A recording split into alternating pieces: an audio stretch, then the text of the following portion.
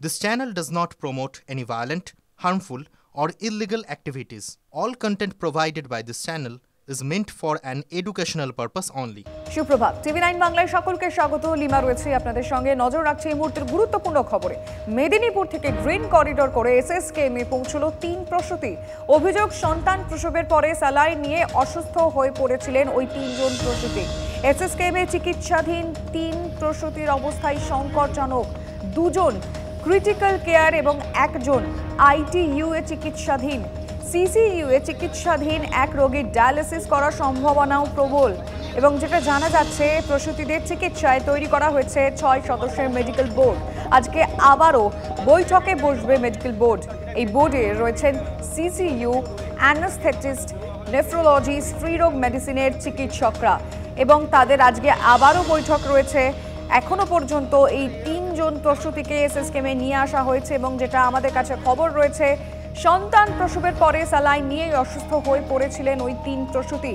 এসএসকেএমে 3 জনকেই আশঙ্কাজনক অবস্থায় ভর্তি করা হয়েছে। 3 জনের অবস্থাই সংকটজনক। 2 জন ক্রিটিক্যাল কেয়ার এবং 1 জন আইটিইউ এ চিকিৎসাধীন।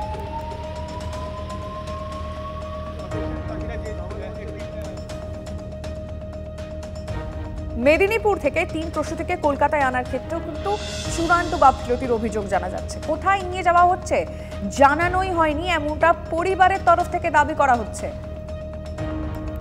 সিকিউরিটি তো ঢুকতে দেয়নি, ডাক্তারের সাথে কথা বলবো কি করে, সে তো ঢুকতে দেয়নি। না বলে না, এখন যাওয়া যাবে না। ট্রান্সফার যে করছে, সে যে কথা বলছে আমার মেয়েটা, যে ভর্তি করার পরে কি করলো জানিনি, বলতে পারবো না। সেই থেকে আমার মেয়েটা আর কথা বলে না। আর কদিন হলো বলো? ইঞ্জেকশন 3,500 টাকা করে কিনতে হয়েছে, কলকাতা থেকে আবার ব্লাড নিয়ে যেতে হয়েছে। আমরা যখন পেশেন্টটা তুলছি তখন পর্যন্ত আমাদেরকে বলেনি যে পেশেন্ট যাবে, ওখানে বলেনি। গাড়িতে উঠছে এই অ্যাম্বুলেন্সে, তাও বলেনি যে এই রুগীটা উঠবে, এরকমও বলে না।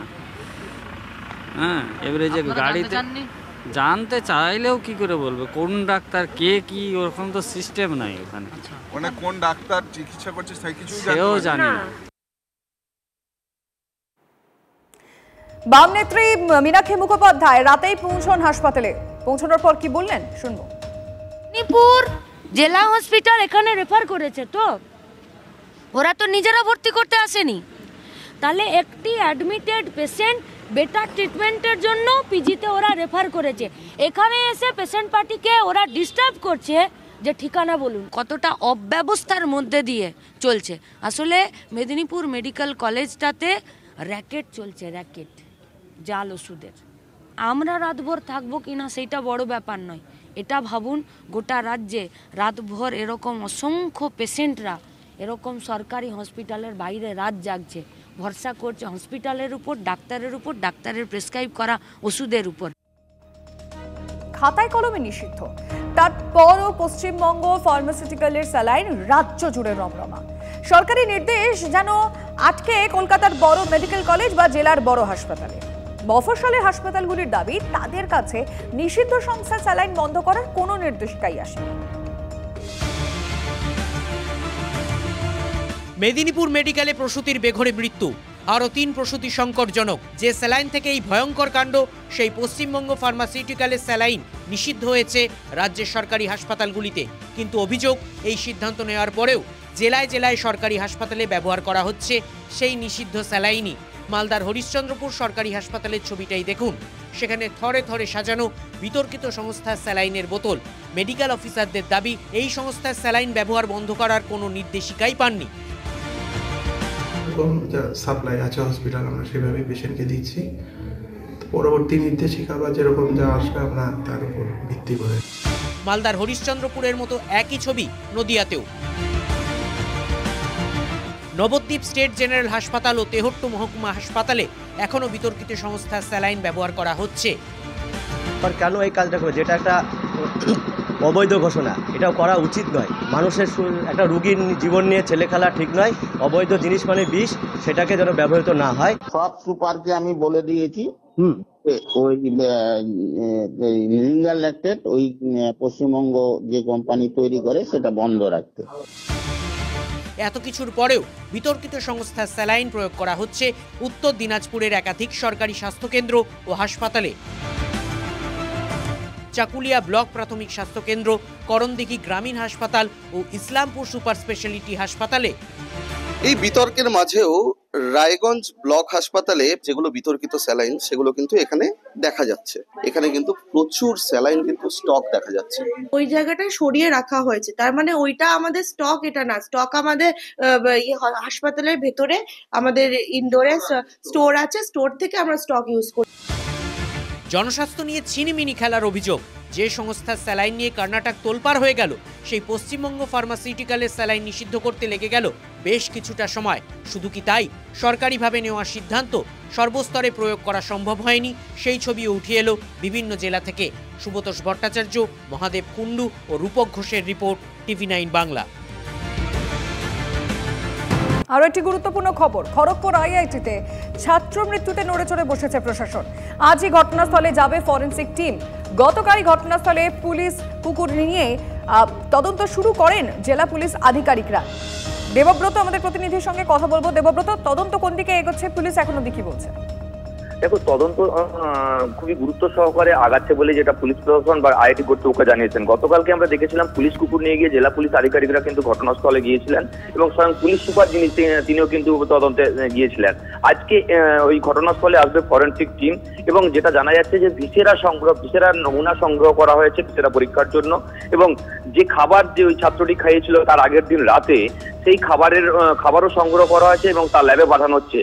সমস্ত কিছু দিক খতিয়ে দেখছে প্রশাসন এবং IIT কর্তৃপক্ষ বা IIT ডিরেক্টর তিনি কিন্তু স্বয়ং জানিয়ে দিয়েছেন সর্বতভাবে পুলিশ প্রশাসনকে সাহায্য করবে IIT কর্তৃপক্ষ। যদিও আমরা প্রশ্ন করেছিলাম যে এর আগে যে থ্রেড কালচার নিয়ে একটা অভিযোগ উঠেছিল আসামের যে ছাত্র মৃত্যুর ঘটনা নিয়ে, সেই ক্ষেত্রে সে ধরনের কোনো অভিযোগ তিনি পরিষ্কার কিন্তু সেটা অস্বীকার করেছেন এবং বলেছেন যে IITর ভেতরে এরকম থ্রেড কালচারের কোনো বিষয় নেই।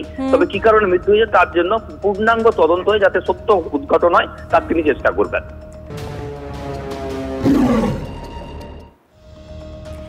অবশেষে ধরা পড়ল মইপিঠের বাঘ। খাঁচাবন্দি করা হলো রয়্যাল বেঙ্গল টাইগারকে। কিশোরী মোহনপুর গ্রামের আজমলমারি 11 নম্বর জঙ্গল থেকে ঠাকুরান নদী পেরিয়ে লোকালয়ে ঢোকে বাঘটি। গত এক সপ্তাহ ধরে বারবার জঙ্গলে থেকে লোকালয়ে ঢুকে পড়ছিল আর অবশেষে তাকে ধরা গেছে। আমি কথা বলতে চাইবো এই নিয়ে, আমাদের রিপোর্টার সুমন আমাদের সঙ্গে রয়েছেন।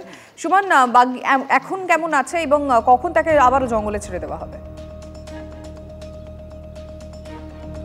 দেখো, তার শারীরিক পরীক্ষা চলছে। পুরুষ বাঘ, প্রায় পূর্ণবয়স্ক। সেই জায়গায় দাঁড়িয়ে সেই পুরুষ বাঘ কেন বারবার এই গ্রামে চলে আসছিল তা নিয়ে কিন্তু সংশয় তৈরি হয়েছিল। সে কি শিকার করতে পারছে না, তার ফলে সহজে শিকার পেতে গ্রামে চলে আসছে। তার কারণ এই যে মইপিঠের গঙ্গার ঘাট, তারপরেই হচ্ছে মাতলা নদী এবং বিদ্যাধরী নদী, তারপরে হচ্ছে সুন্দরবনের গহীন অরণ্য। এই বাঘ কি নদী সাঁতরে চলে আসছিল জঙ্গল পেরিয়ে বারবার এই গ্রামগুলোতে? এই নিয়ে কিন্তু একটা দ্বন্দ্বে রয়েছেন জঙ্গলের আধিকারিকরা, যারা বন দপ্তরের আধিকারিক। তারা এই বাঘটিকে কালকে রাত 11:30টায় খাঁচাবন্দি করতে সক্ষম হয়েছেন। গঙ্গার ঘাটে টোপ দেওয়া ছিল, সে খাঁচাবন্দি হয় বাঘটি। তারপর তার শারীরিক পরীক্ষা নিরীক্ষা চলছে।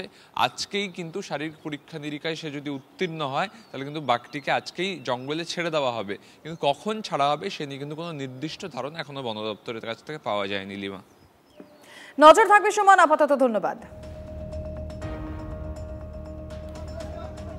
বেলপাহাড়ি জঙ্গলে দেখা মিলল বাঘের। স্থানীয় যুবকদের দাবিতে ব্যাপক চাঞ্চল্য। বাঁশপাহাড়ির ছুরিমারা CRPF ক্যাম্পের কাছে মুনিয়ারি জঙ্গলে বাঘের অধিশ। জঙ্গলে বাঘ দেখতে পেয়েছে বলে দাবি করছেন স্থানীয় একদল যুবক। গয়া আমাদের সঙ্গে রয়েছেন। গয়া, এখনো পর্যন্ত সেখানে কি পরিস্থিতি? বন দপ্তরের তরফ থেকে তৎপরতা কি লক্ষ্য করা যাচ্ছে? যেটা বন দপ্তরের তরফ থেকে যে তৎপরতা দেখা যাচ্ছে, গতকাল রাত থেকেই ওই এলাকায় যে বেলপাহাড়ি ছুরিমারা বা মুনিয়ারি যে এলাকায় বাঘের পায়ের ছাপ দেখতে পাচ্ছিলেন স্থানীয় বাসিন্দারা, ওই এলাকায় ট্যাপ ক্যামেরা বসানো হয়েছে। তার সঙ্গে সঙ্গে বনকর্মীরা তারা মজুত রয়েছেন এবং নজরদারি চালাচ্ছেন। যেটা ঝাড়গ্রামে বন বিভাগের যে DFO রয়েছেন তিনি যেটা জানাচ্ছেন যে এই বাঘের গলায় যেহেতু কোনো রেডিও কলার নেই, তো যে জঙ্গলের পাহাড় এলাকা রয়েছে এবং কিছু কিছু জঙ্গল সংলগ্ন যে গ্রামগুলো রয়েছে সেই গ্রামগুলোকে তারা সতর্ক করছেন বাঘ কোথায় রয়েছে। ধন্যবাদ গয়া।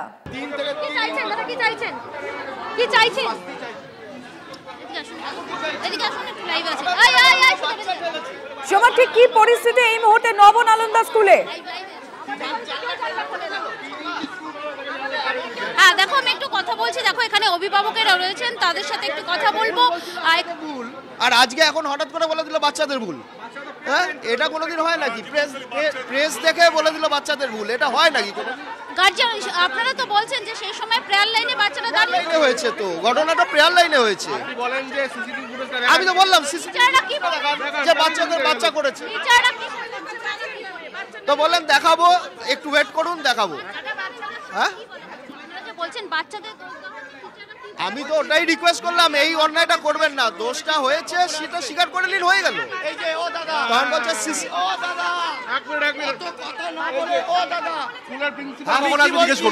স্কুলের প্রিন্সিপাল কখন এখানে উপস্থিত হবে জিজ্ঞেস করুন। অরিজিৎ মিত্র সাহেব কখন আসবেন আপনি কাইন্ডলি জিজ্ঞেস করুন, আমরা তার জন্য অধীর অপেক্ষায় রয়েছি। শুভ, বাচ্চাদের ভুল মানেটা কি? মানে উপর থেকে কাজটা পড়েছে কোনো বাচ্চার ভুলে? তো প্রেয়ার হচ্ছিল নিচে, তখন তো নিচে প্রেয়ার লাইনে হচ্ছে, বাচ্চারা উপরে গেল কি করে? কথা মতো আচ্ছা ওরা বলছেন, আমরা স্বীকার করছি না, স্বীকার যায়নি তো, যায়নি তো, ওরা মিথ্যা কথা বলছেন যে গেছে বাচ্চারা। যদি ওই রকম জানালা রাখবো কেন যে বাচ্চা হাত দেওয়ার সঙ্গে সঙ্গে ভেঙে পড়ে যাবে? না না, আমাদের বাড়ি প্রেয়ার লাইন তো শুরু হয়নি, বাচ্চা যাবে কি করে? প্রেয়ার লাইন তো শুরুই হয়নি, তাহলে বাচ্চারা যাবে কি করে? শুধু জানলার কাচ নয়, জানলার ফ্রেম সমেত খুলে পড়েছে। কি করে হয়? আমাদের বাড়িতে জানালা নেই। এখন কি চাইছেন? প্রিন্সিপালকে আমরা দেখা করতে চাইছি, যেখানে 3 ঘন্টা হয়ে গেল, প্রিন্সিপাল এখনো আসছে না। প্রিন্সিপাল, এত বড় একটা ঘটনা ঘটলো, এখনো পর্যন্ত এই স্কুলের তরফ থেকে কতটা সহযোগিতা পেয়েছে? সহযোগিতা পাচ্ছি না আমরা, কোনো সহযোগিতা পাচ্ছি না, ওরা পিছিয়ে যাচ্ছে। এই যে বলছেন অ্যাম্বুলেন্স বলছেন ওনারা খারাপ, কখনো বলছে ড্রাইভার খারাপ, তাহলে তো আমরা বুঝতেই পারছি না ওরা কোনটা সত্যি কথা বলছে। আমাদের তো বাচ্চা পাঠানো রিস্ক হয়ে যাচ্ছে। একটা খুলে পড়েছে উইদাউট মেইনটেনেন্স, ময়েশ্চার, ধুলো, ঝড়, হাওয়া, জলে আরো তো শুকিয়ে গেছে। আজকে একটা পড়ে, পরশুদিন আরেকটা পড়বে না, কালকে পড়বে না, আপনি শিওর? লিখে দিন। মেইনটেনেন্স হচ্ছে না বলছেন, কিন্তু মেইনটেনেন্সের জন্য তো টাকা ধার্য করা হয়। সমস্ত কিছুর জন্য ম্যাডাম আমরা খুব গ্ল্যাডলি পয়সা দিই, কষ্ট করে রোজগার করি এখানে সকলে। আমরা সকলে ambulance, hygiene, sanitation, education, cultural program সব কিছুর জন্য আমরা রেডি, কিন্তু আমরা তো মিনিমাম প্রোটোকলটা চাই, safety, security and hygiene. Education তো বটেই, কিন্তু সেফটি, সিকিউরিটি, হাইজিনটা কোথায়? দেখতেই পাচ্ছ এই মুহূর্তে অভিভাবকেরা তারা কিন্তু ক্ষোভে ফেটে পড়েছেন। তারা কিন্তু একটা কথা বলছেন, কারণ স্কুলের শিক্ষিকা তিনি যেটা বললেন যে সেই সময় ওপরে সেখানে স্কুলের পড়ুয়ারা ছিল, তারাই কোনোভাবে জানলা খুলতে গিয়ে কাজ ভেঙে পড়েছে। কিন্তু যেটা অন্যান্য অভিভাবকেরা তারা কিন্তু বলছেন যে প্রেয়ার লাইন তখন শুরু হয়েছে, কিভাবে ছাত্রছাত্রীরা ওপরে উঠলো সেটা নিয়ে কিন্তু তারা প্রশ্ন তুলছেন। তাদের সিসিটিভি দেখানো হবে এরকম কিন্তু বলা হচ্ছে। কিন্তু তারা যেটা আরেকটা কথা গুরুত্বপূর্ণ বিষয়, যে স্কুলের যে অ্যাম্বুলেন্স, 2টো অ্যাম্বুলেন্স রয়েছে, কিন্তু সেই অ্যাম্বুলেন্স খারাপ রয়েছে। এবং আমরা যখন শিক্ষিকার সাথে, তাহলে অ্যাম্বুলেন্সটা রাখার মানে কি সোমা? যখন স্কুলে 2টো অ্যাম্বুলেন্স, দুটোই খারাপ, তাহলে সেই স্কুলে অ্যাম্বুলেন্স শুধু শো করার জন্য কি রেখে দেওয়া হয়েছে? স্কুলের টিচারের সঙ্গে তো তুমি কথা বলেছিলে, আমরা দর্শকদের শোনাই কি বলেছেন। অ্যাম্বুলেন্সে যে ছেলেটি রোজই থাকে সে আজ অসুস্থ হয়ে পড়েছিল, খবরটা দিতে সে দেরি করেছে, কিন্তু তার জন্য বাচ্চার চিকিৎসার কোনো বিয়ে হয়নি। আমরা সঙ্গে সঙ্গে তাকে নিয়ে গেছি, হয়তো কেউ বাইরের লোকও সাহায্য করেছেন, কিন্তু আমরা সঙ্গে সঙ্গে ব্যবস্থা হয়ে গেছে, সেটাই তো বড় কথা, সেটা আমরা ব্যবস্থা করে ফেলেছি। আমরা প্রাণপণ চেষ্টা করি ওদের ভালো রাখার, মানে ওদের ভালোভাবে সব কিছু যাতে হয়, সুষ্ঠুভাবে যাতে হয়।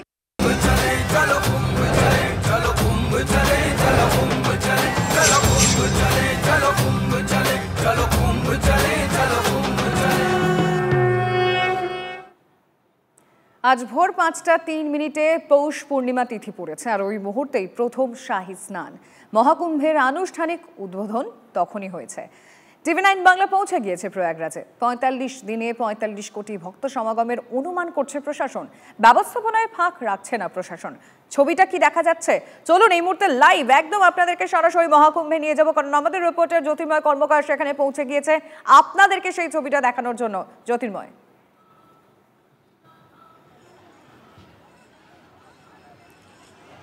দেখো, ভোরের আলো ফুটতেই কার্যত জনজোয়ার প্রতি মুহূর্তে আছড়ে পড়ছে এই সঙ্গম সৈকতে।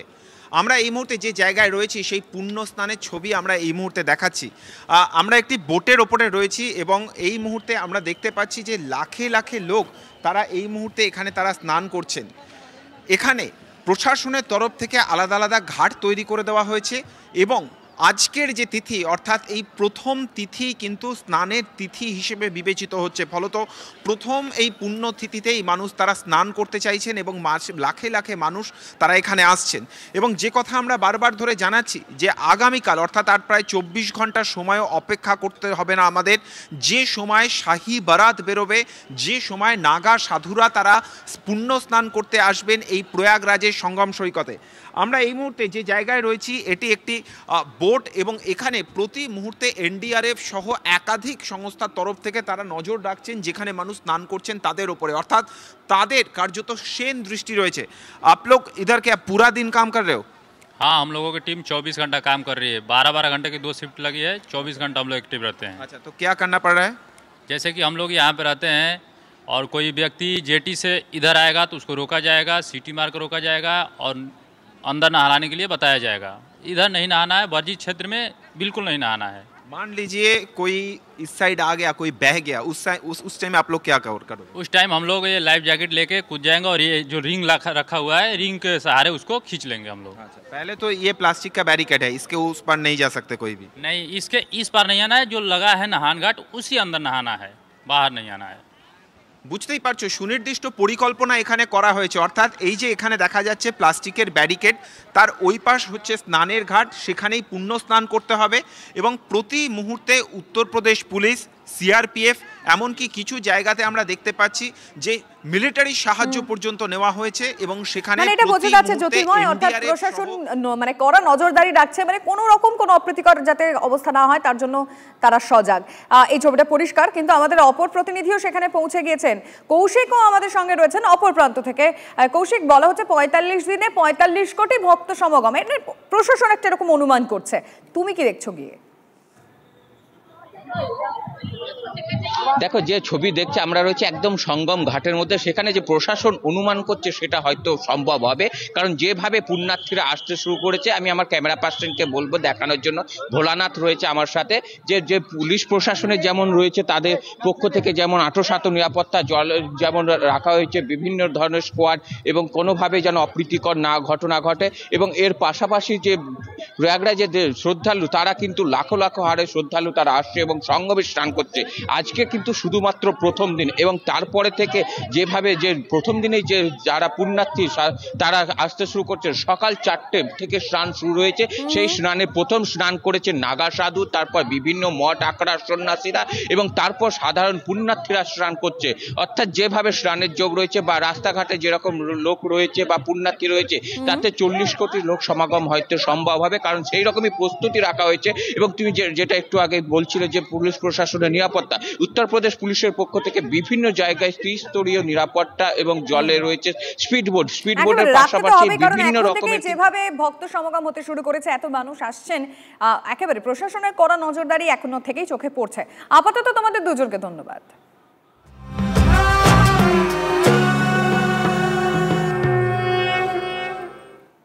প্রয়াগে নদী সঙ্গম, গঙ্গাসাগরে সাগর সঙ্গম। প্রয়াগে মানুষ যান পুণ্য অর্জনে, আর সাগরে আসেন পাপ ধুয়ে ফেলতে। কুম্ভ যদি হিন্দু ধর্মাবলম্বীদের কাছে সবচেয়ে পবিত্র তীর্থ হয়, গঙ্গাসাগর তবে 2 নম্বরে রয়েছে। আর সেখানেও আমাদের নজর রয়েছে, আমাদের প্রতিনিধি শুভেন্দু পৌঁছে গিয়েছে। শুভেন্দু, ভক্ত সমাগম শুরু হলো তাহলে সেখানে? একেবারেই আজ সকাল থেকে কিন্তু গঙ্গাসাগর কুয়াশার চাদরে মুড়েছিল। ঠান্ডা উপেক্ষা করে পুণ্যার্থীরা তারা কিন্তু সাগরে ডুব দিয়ে তারা একে একে 2 নম্বর রাস্তা দিয়ে কিন্তু আমি দেখানোর চেষ্টা করব যে তারা কিন্তু একেবারে কপিলমণি মন্দিরে গিয়ে পৌঁছাচ্ছেন।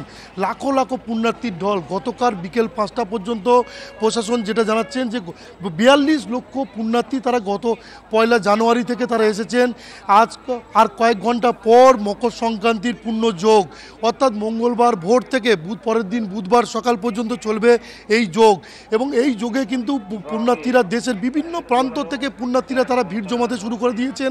তারা ইতিমধ্যে সাগর তটে ভিন রাজ্যের পুণ্যার্থীদের ঢল নেমেছে এবং মন্দিরের সামনে কিন্তু পুণ্যার্থীদের যে ঢল কিন্তু তারা স্নান সেরে তারা কিন্তু গিয়ে মন্দিরে পৌঁছাচ্ছেন।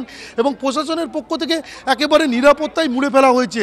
সিসি ক্যামেরা, ড্রোন, এছাড়াও জলপথে রয়েছে সিভিল ডিফেন্সের বোট, পুলিশের লঞ্চ, উপকূলরক্ষী বাহিনীর হভারক্রাফট, সমস্ত রকম নিরাপত্তা রাখা হয়েছে পুলিশ প্রশাসনের পক্ষ থেকে।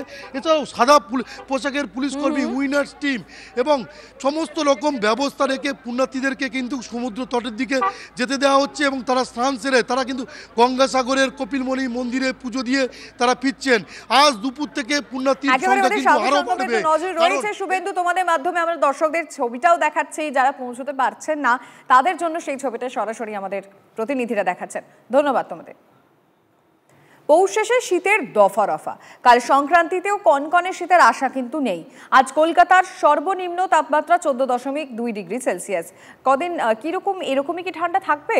কমলেশ আমাদের রিপোর্টারের কাছ থেকে জানবো। কমলেশ, দেখো, সংক্রান্তির ছবি দেখাচ্ছিলে, মকর সংক্রান্তিতে সাধারণত কনকনে ঠান্ডা পড়ে বলে একটা প্রবাদ আছে, কিন্তু আমরা গত কয়েক বছর ধরেই দেখছি যে সংক্রান্তিতে ঠান্ডা খুব একটা থাকছে না এবং এবছরও তাই কনকনে শীতের কোনো আশাই নেই। রাতের তাপমাত্রা স্বাভাবিকের থেকে অনেকটা উপরেও চলে যাওয়ার সম্ভাবনাই রয়েছে এবং দিনের তাপমাত্রা মানে সর্বোচ্চ তাপমাত্রা দুপুরবেলা রোদের যা তেজ থাকবে তাতে ঠান্ডা কোনো অনুভূতিই থাকছে না। এরকমই আগামী অন্তত 2 থেকে 3 দিন চলবে। মাঘের শুরুতে যে কারণে ঠান্ডাটা নেই, পশ্চিমী ঝঞ্ঝা পরপর দুটো, এই ঝঞ্ঝা সরে যাওয়ার পর মাঘের শুরুতে আবার ঠান্ডা ফিরতে পারে আশ্বাস দিয়েছেন আবহাওয়াবিদরা। ধন্যবাদ কমলেশ।